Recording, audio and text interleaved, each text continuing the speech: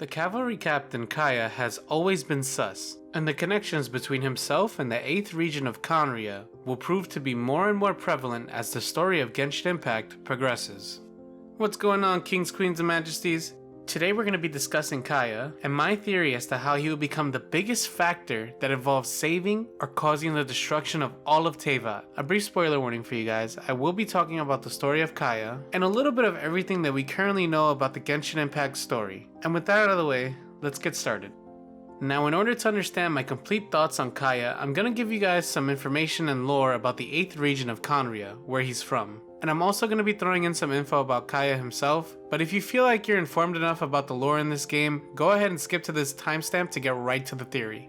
Khaenri'ah, an ancient region that was once run by the ancient Eclipse dynasty until 500 years ago, when they had all fallen to the greedy alchemist Gold and their alchemically created army of powerful creatures. These same creatures had eventually begun to trickle out of Khaenri'ah into the land of Teyvat, which led to the Cataclysm. During this time, Mondstadt's Knights of Favonius had led a charge into Khaenri'ah in efforts to quell the threat. These knights were led by Grandmaster Rudolin and their second-in-command, rival, and best friend, Rostam. It was on this journey that Rostam had begun mentoring the White Knight who loved justice above all else and fought against the monsters of Khaenri'ah.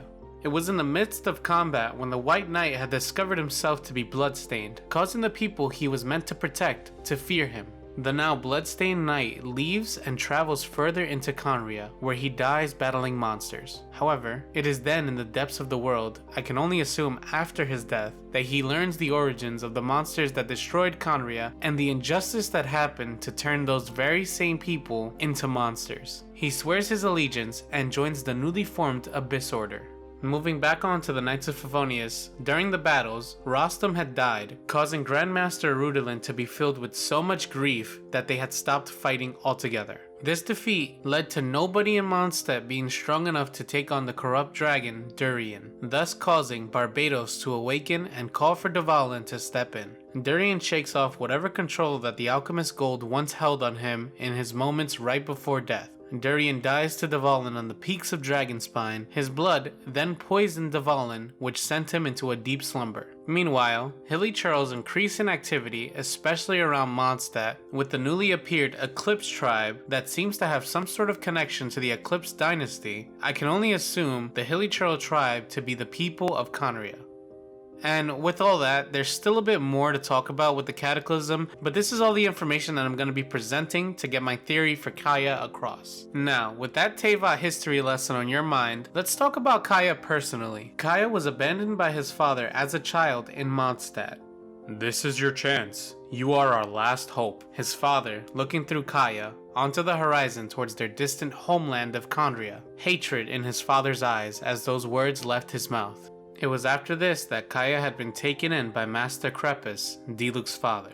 It was then that Kaeya had been raised alongside Diluc, and they had grown into fine young men, investing their efforts into becoming captains within the Knights of Favonius. It was soon after these achievements that Kaeya and Diluc had been met with the death of their father. Diluc was in disbelief, and Kaeya had nothing but a smirk and a remark that the world was truly fascinating. It was the same day after the death of Master Crepus that Kaeya and Diluc had diverged down different paths. After being consumed by the guilt of being caught in between his birth nation and the one that welcomed and raised him, Kaeya confessed his secret to Diluc, that secret being that he was an agent of Khaenri'ah, placed in Mondstadt to serve their own interest. Diluc and Kaeya then fought, and as the fight progressed, Diluc's flames, they had been met with the newly obtained ice from Kaeya's cryovision. It was then that they had separated and never spoke of the incident to anyone. It's from there that Kaeya then becomes cavalry captain, whose methods are questioned by Jean, but remained respected, as Kaeya gets whatever job needs to be done. It's from here that we're gonna now talk about some details about Kaeya that aren't exactly organized into a story narrative. So, first thing of note, Kaeya keeps detailed notes on treasure hoarder members, as well as having connections that run deep into unsavory types of people. Next, his constellation is named Pavo Oculus. In Roman mythology, the constellation is made up of peacock feathers, which are made up of hundreds of eyes of the giant Argus. This constellation was used as a watchman for the goddess Hera. onto what Mona says when she reads his future. She speaks that he believes he made an escape from his past. However, he will one day have fate catch up to him, and when it does, he has a major decision to make. Next, speaking on his talents, he has one named Excellent Blood and one named Glacial Waltz. These specific talents will be referenced later.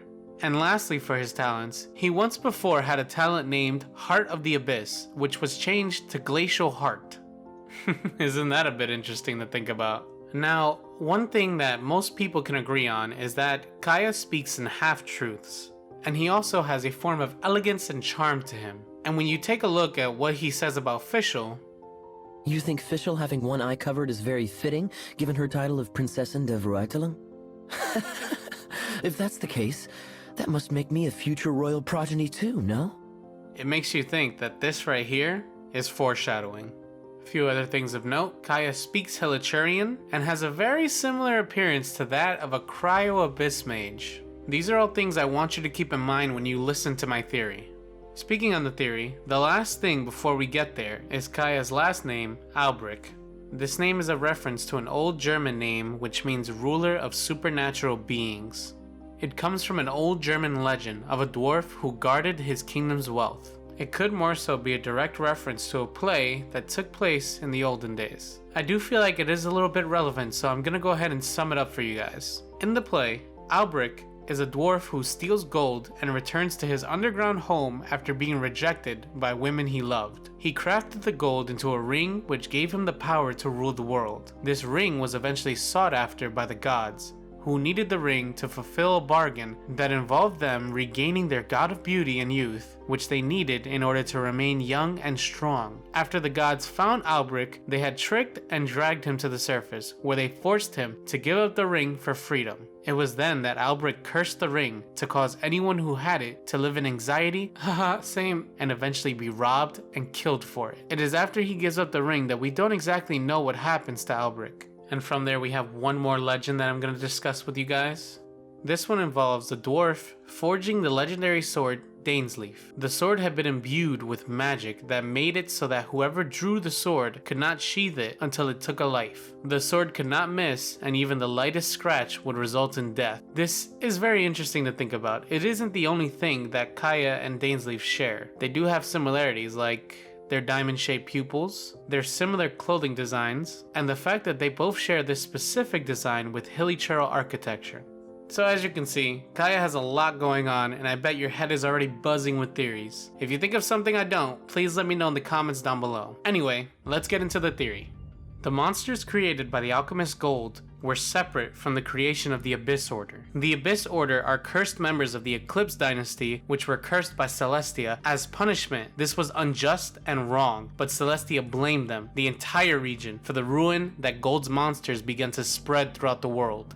This leads me to believe that not all the Eclipse dynasty were turned into the Abyss Order, and some of them are still attempting to survive in the ruins of Khaenri'ah. However, I believe their numbers are dwindling, and the Abyss is taking over. This would also explain why Hilichurians do side with the Abyss Order. If they are in fact the people of Khaenri'ah, if they have nothing left, why not side with the people who are attempting to save their nation? The curse would also explain the appearance of Dainsleif's arm, as he did spend a long time in the Abyss, so the curse could have potentially been affecting him to turn him into that of an Abyss Herald. The Abyss Order, blinded by their hatred for Celestia, are willing to do anything to accomplish their goal. This includes even the sacrificing of the entirety of Teyvat. This is where the Bowkeeper draws the line. However, our sibling still sides with them. This leads me to Kaeya, the Prince. Yes, the Prince of Khaenri'ah. Left in Mondstadt by the king to gather information on its people and potentially finding a cure or anything to get their nation back from the damage caused by the alchemist Gold. But why Mondstadt? Well, Mondstadt is the closest region to Khaenri'ah. As you can see from the entry point of Spiral Abyss, it's a neighboring nation. Not only this, but there may be some animosity that the Eclipse dynasty holds against the nation of Mondstadt, as they were not strong enough to repel the Alchemist Gold's original forces, which led to their curse from Celestia. This, and also the fact that Mondstadt's Archon is not as apparent as the other nations, leaves for them to be an easy target for a spy. Now back to Kaeya. We know he can speak Hilichurian, and in this cutscene with the first Abyss Mage we ever see, he is lacking an urgency to kill it, almost as if he had another option, like speaking to it. And while yes, Kaeya's loyalty is currently pledged to Mondstadt, we can speculate with this that he may have a soft spot for his people. His people, one of them being Bowkeeper Dainsleif. Now in the old legend that I previously mentioned, Dainsleif was a sword crafted for a king. However, our Dainsleif, discarding his loyalty for the previous Abyss Order, I believe, is a sword with no master. And I do not believe that Kaeya is the master he'll be seeking. There is a connection between the two, absolutely. However, I believe Dainsleif walks his own path, and the path that Dainsleif walks is the tie-in for us, the protagonists, to be tied into Khaenri'ah. And we can kind of see this from the main story trailer. However, the question is, what will be the big decision for Kaeya? What is the thing that will cause him to have such grief and internal turmoil? I believe that will be war. Not just war between Mondstadt and Khaenri'ah, but all of Teyvat versus Khaenri'ah. This war would be so that the Abyss Order can gain enough power to fight Celestia, and with being led by our sibling, I do believe the Abyss Order will gain complete control over Khaenri'ah. This includes the members of the Eclipse dynasty that fought off the curse for as long as they did, one of them being Kaeya's father. His father, now turned Abyss Order, calling for his son to rejoin him with all the information that he's gathered. I feel like this may be the decision that decides whether or not Kaeya will be for destroying or saving Teyvat. We do have to keep in mind, however, that whatever decision Kaeya does make could lead to a double cross on either side. But let's not get too far ahead of ourselves. Regardless, Kaeya will have to pick a side. He is the prince of Khaenri'ah, and he has a love for his people. And if the Abyss is who they are now, if the only way they can be free is to fight all of Teyvat, what will he do when the loyalty that he has pledged to Mondstadt, the place he grew up, the place he was raised and protected for so long, is up against him? We've seen him bothered by this decision in the past when he came clean to Diluc, but which will he really choose? We've seen from Mona's reading that he thinks he's escaped his past. So when fate steps in and presents these options for him, what do you think he'll pick? What do you guys think? Let me know in the comments down below. Alright then, Kings, Queens, and Majesties, that's it for me. If you guys liked the video, be sure to leave it a like. If you liked me, be sure to hit that subscribe button and turn on that bell icon to be notified when I post a new video. And lastly, follow me on Twitter to keep up to date on all the latest channel news. Thank you guys so much for watching. Later.